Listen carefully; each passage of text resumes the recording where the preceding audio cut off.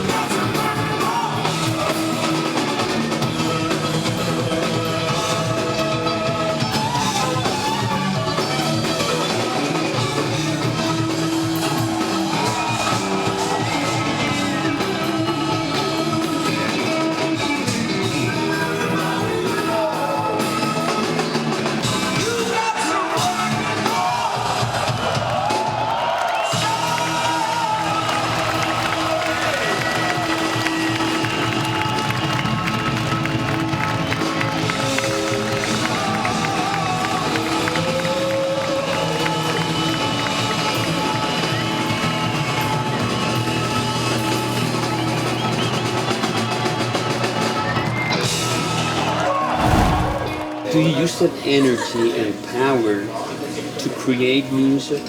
Absolutely. Mm-hmm. Yes. That feeds you yes. to create. Yeah, and it takes you beyond what you've heard, that power. It puts you in touch with the music in your heart, in your soul. You know, that's where my music comes from. It didn't come from listening to it over here or there. I had to go here for it. Mm-hmm. And because that's where it comes from, yes. People that embrace the music, mm-hmm. they're getting it. And they can't help but give it back to me, mm-hmm. because it is that innocence. That's what I'm looking for. I don't want anything but to communicate that message. Perfect. And you know, with the talent that the Creator gave me, mm-hmm. it's a talent. Yes. But I use it to glorify love.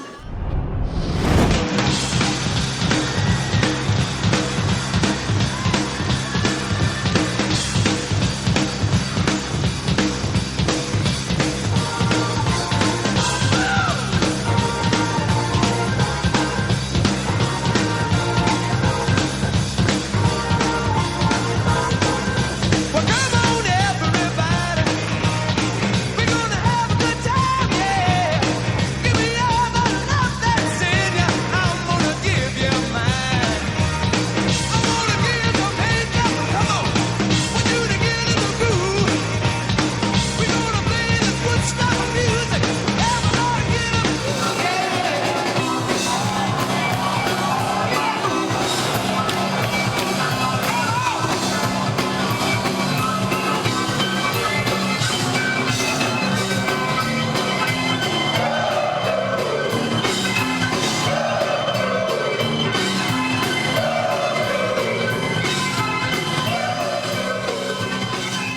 how did you um, find music? Where did you find music?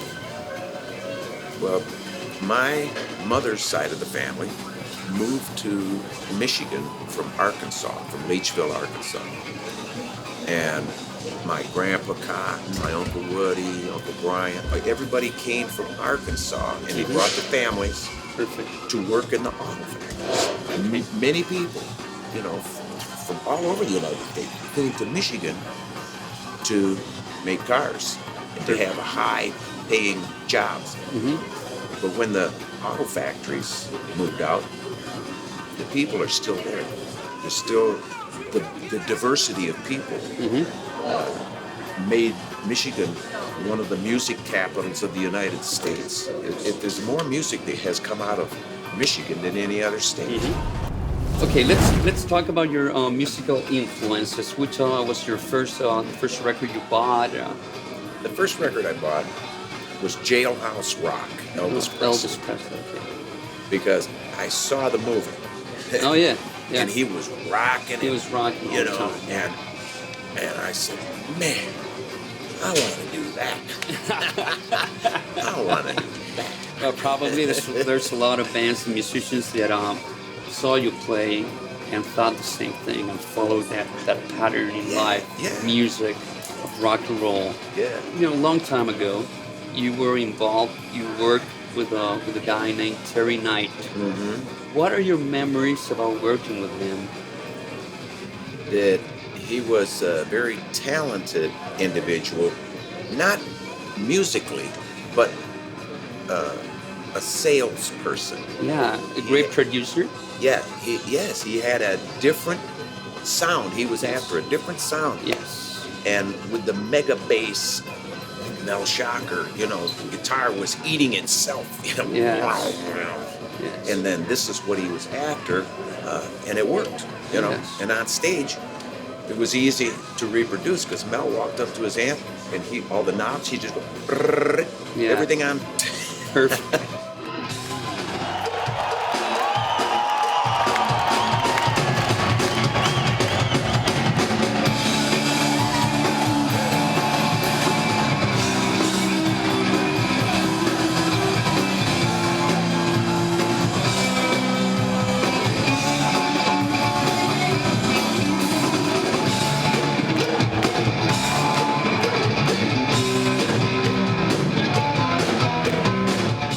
Organic sound, you know, of three guys that got together, that blend, you know, and started to create this endless, you know, and lifetime music. Yeah. How does it feel to create something that's larger than life? It's like pinch me, you know, is this real life? Because sometimes when I'm there and there's throngs of people and they're there to see me, they want an autograph, they want to touch, they want to just a picture, it's just, you know, it's because that was bigger than life. Yes. You know, to them, and I, without allowing my head to swell, I give thanks, you know, to God for the relationship, because they know that's real love coming from that music. There's no phony. It's real. Yes. How would you describe the musical chemistry you had with Don and Mel? We were the three amigos. Three friends. Yeah. Yes. Are you still friends? No. Not anymore? They don't want to be. They don't want to be friends. They don't want to be friends. Don has unforgiveness in his heart for me, and they try to make my life harder. Even though I'm at a point with, you know, with my son and everything, I don't need life to be harder, but they are trying to make my life harder. They are attempting to make it harder, but I won't let them, because that's evil. And people who hold other people in debt and try to impose their will upon them, those are bad people. Yeah. Anyone imposing their will, like this, bad people. That bring you down. Yeah. So I can't, and the only way I could get away from that was I had to forgive them. And as soon as I made my mind up, Gustavo, when I said, I'm going to forgive them, my heart went, a new breath of life came in. And it gave me... So you're in peace with that decision? Yes. Absolutely. Yes. Perfect.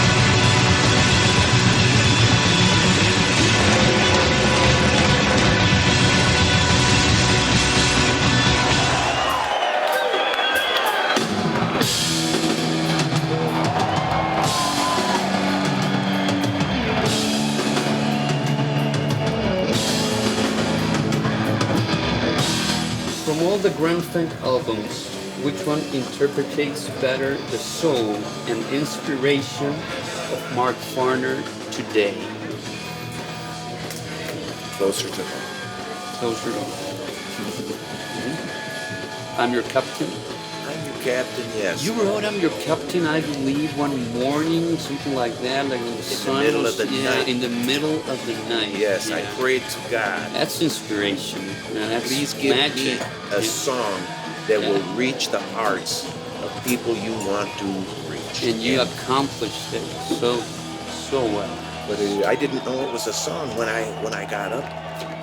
I just wrote, because I write all the time. I write poems, or if something comes to me, I have to write it down. It might be something, it might not, but I can't let it go by. Mm-hmm. So I got up at 3 o'clock in the morning. I write the song, not knowing it's a song. Mm-hmm. And then when I got up in the morning, I went out in the kitchen. I made my cup of coffee and my flat top. I had a George Washburn, a nice American Washburn, and started and I said, oh, this. And then I said, hey, maybe that is words to a song. I went and I got my tablet, set it there, and I started playing the music. It just came. Those chords, they just came. I didn't have to search for them. Think much about it. Just like that. Yeah. Same way with Mean Mistreater. I sat down. I never heard this song. I sat down. I started playing this song. The first, I bought a new piano, and when the guys who delivered this piano, Fender Rhodes, they left, and I went up into that room. I turned that reverb on and that treble, my hands went to those keys, and it was just, wow, I hope I can remember this. It's so good. How does Mark Farner defines rock and roll? Rock and roll is American freedom in song. That's what it is. It's a demonstration of freedom of the heart to sing about the things that reside there. In the world today, you don't get a lot of that. You get a lot of hatred, you get a lot of mean, you get a lot of ugly words. And it's not that those people are intending to be there. It's just this is how they turned out after listening to all the BS that comes off of mainstream in the United States. Since it changed ownership in 1995, it's gone down, down, down. The quality of radio has diminished. There is no personality. It's sterile. It's sterile. There's no mojo.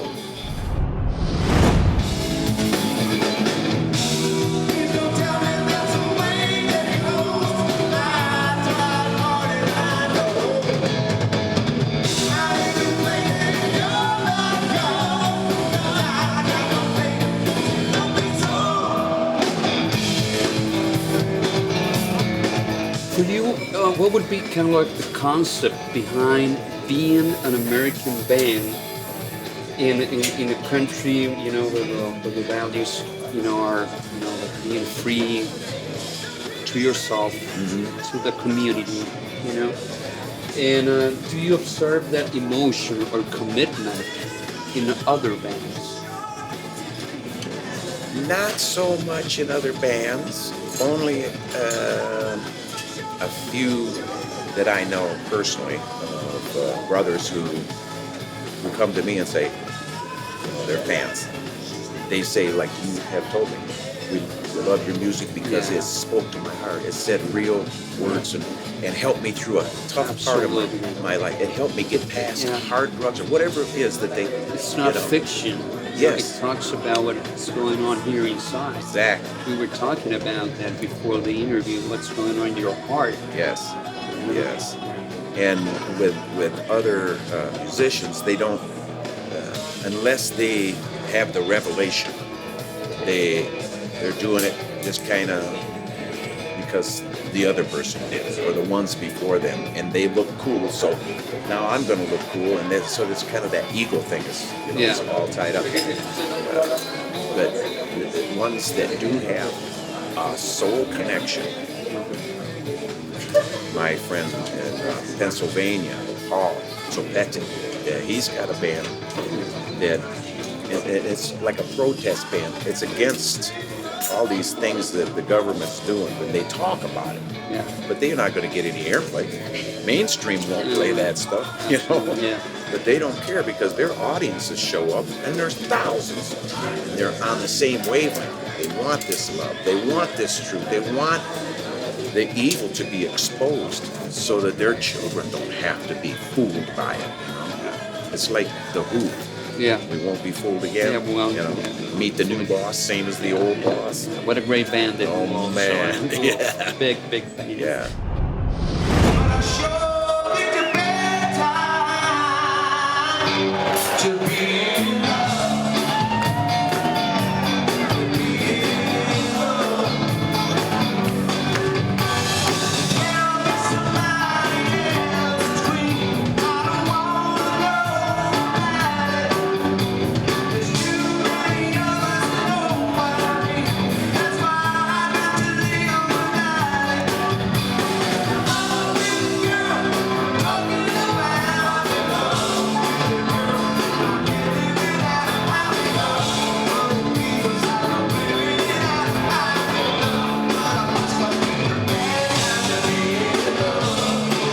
Tell me, in one word for you, the road, touring, you know, still doing it so good. You look very good. You're in shape. You're still rocking. You're still doing it there on stage. You know, that's, you know, amazing. Yeah, one word. Life. life. I was thinking about gift. It's kind of like the same though. Life is a gift. Yes, You know? if you embrace it. Yeah. Yes.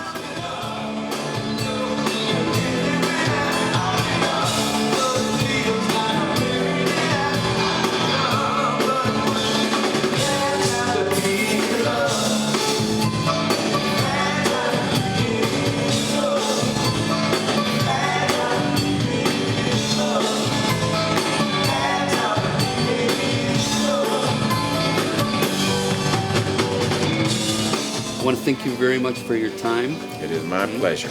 Good luck.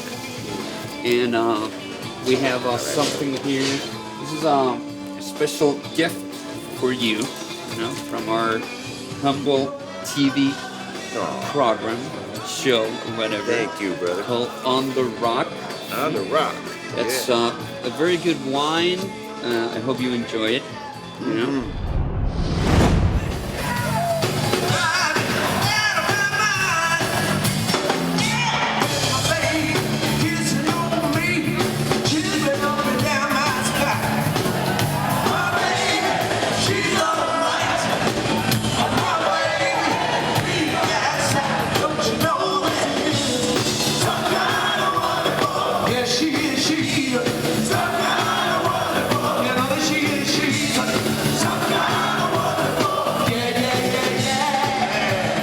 Estamos despidiendo entonces la edición de On The Rock, justo por supuesto a un maestro, una eminencia, una leyenda viviente del rock and roll de todos los tiempos como es Farner.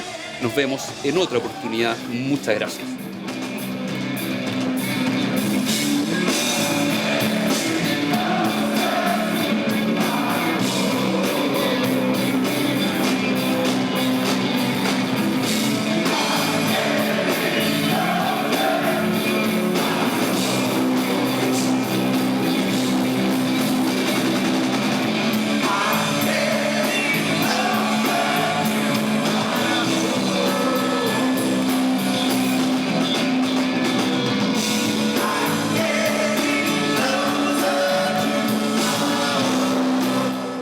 On the Rock. Rock on the Rock. Oh, nice. Thank you so much. Thank you so much. This is a great picture. Yeah. This is up above Hollywood. Hollywood, okay. And there's a park up there. And this cave back here, it went in about 100 feet and then turned and went down like this in about a quarter of a mile. And it's all kind of dark in there except for at the opening. So it was so hot. In between, this is back when they had film, 35 millimeter film. Okay. So the guys would change the camera, put the film in there, and Mel and I and Doc went inside the cave where there's no sun and it's cooler. Well, Mel's standing there with this thing over his shoulder like this. He's smoking a cigarette, and we hear these voices. There's some kids coming up the cave, and they don't know. You're naked. And when they came around the corner, and they looked at us, and Mel went, and the kid was, Mom, he's come running away. That was so fun. It's a great picture. Great. Yeah.